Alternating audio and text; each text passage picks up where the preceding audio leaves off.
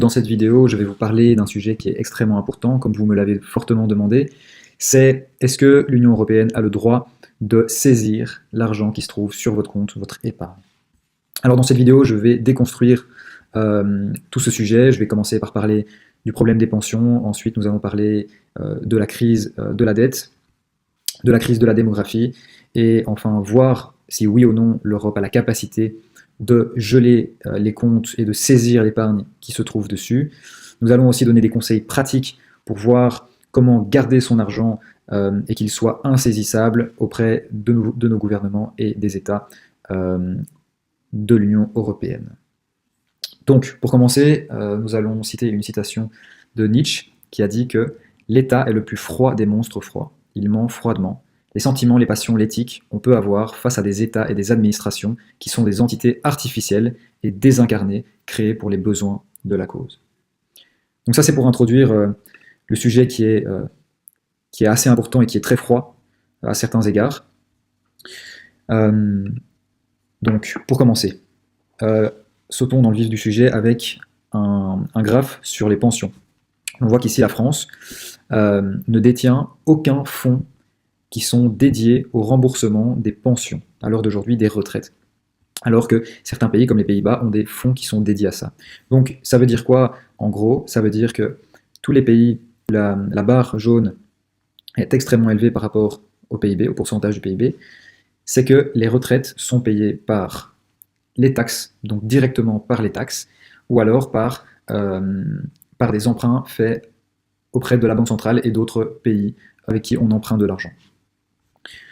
Donc premier point très important. Deuxième point, la crise de la dette. À l'heure d'aujourd'hui, la France ici se trouve à presque 111% en prenant en compte le ratio dette-PIB.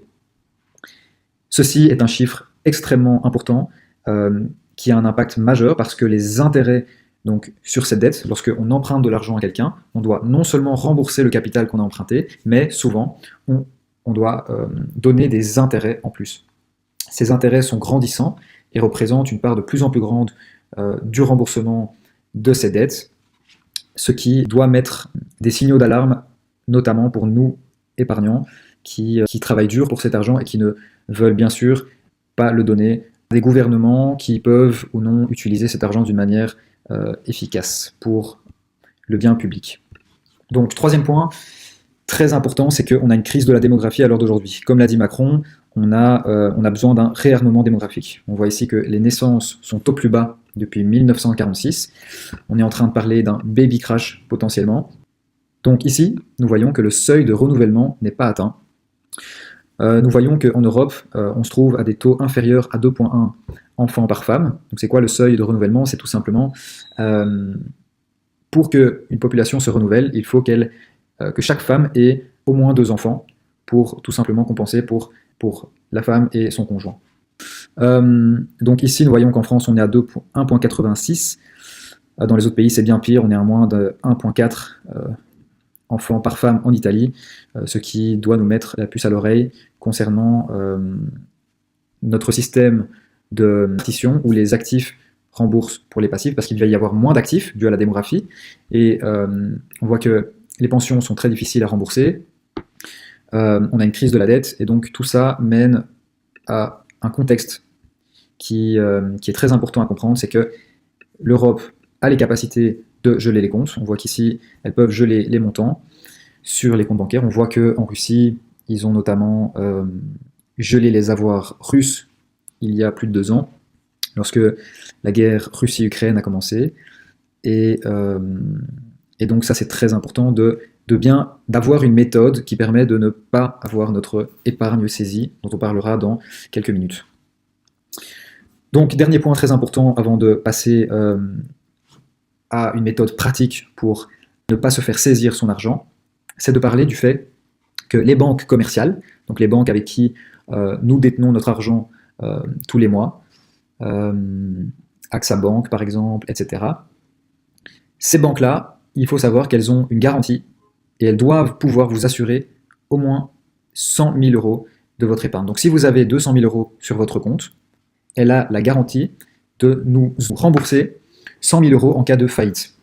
Mais pas plus. Ça, c'est extrêmement important de savoir.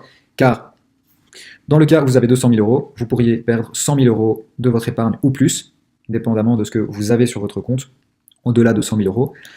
Et donc, ça, c'est une mesure très importante. Donc, la morale de l'histoire, c'est ne jamais avoir plus de 100 000 euros sur un compte et une banque.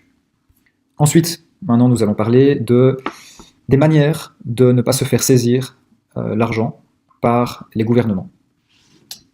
La méthode à l'heure d'aujourd'hui qui est la plus efficace est d'utiliser des monnaies décentralisées. Décentralisées, comme on le voit au point 4 ici, ce sont des monnaies qui ne sont pas régies par une entité spécifique. En l'occurrence, la banque centrale ou quiconque ne peut saisir votre argent lorsqu'il est sur la blockchain et que vous seul déteniez les clés privées. Attention, il ne faut pas que vos bitcoins soient sur un échange, par exemple Coinbase ou Binance, parce que dans ce cas, c'est eux qui détiennent les clés privées. Donc, il faut savoir que le bitcoin est aussi insaisissable dans le cas où vous déteniez les clés privées, très important, résiste à la censure, ne requiert aucune autorisation, c'est-à-dire que vous pouvez envoyer de la valeur. Donc, c'est-à-dire que, imaginons que vous travaillez un mois durement avec la sueur de votre front, vous pouvez envoyer ce travail donc, que vous avez échangé contre des bitcoins.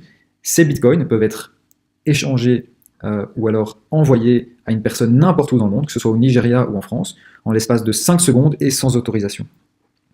Alors que notre système fiat actuel, je pense, ne permet même pas d'envoyer de l'argent au Nigérien en déant les 3-4 jours et sans frais. Alors que le Bitcoin, les frais sont extrêmement faibles par rapport aux frais que les banques, par exemple internationales, Stripe, etc., vont appliquer sur ces transactions. Donc Bitcoin aussi a une offre limitée, il y aura maximum 21 millions de Bitcoin dans le monde, et donc c'est un des seuls actifs qui a une offre limitée, et donc le Bitcoin est, en regardant les mécaniques d'offre et demande, est presque assuré d'augmenter en prix avec le nombre de demandes qui augmente. Ensuite, Bitcoin offre de l'anonymat. Si par exemple le gouvernement français, belge ou au niveau supérieur, au niveau européen, souhaite prendre vos bitcoins, personne ne peut être sûr que ce sont vos bitcoins. Tant que vous gardez votre clé privée chez vous, ne la donniez à personne, il n'y a aucune manière de savoir que c'est vous qui détenez cette clé privée. Voilà, donc si vous avez aimé cette vidéo, n'hésitez pas à vous abonner, liker et partager. N'hésitez pas à me dire ce que vous pensez en commentaire, vous abonner, et à très vite pour une prochaine vidéo.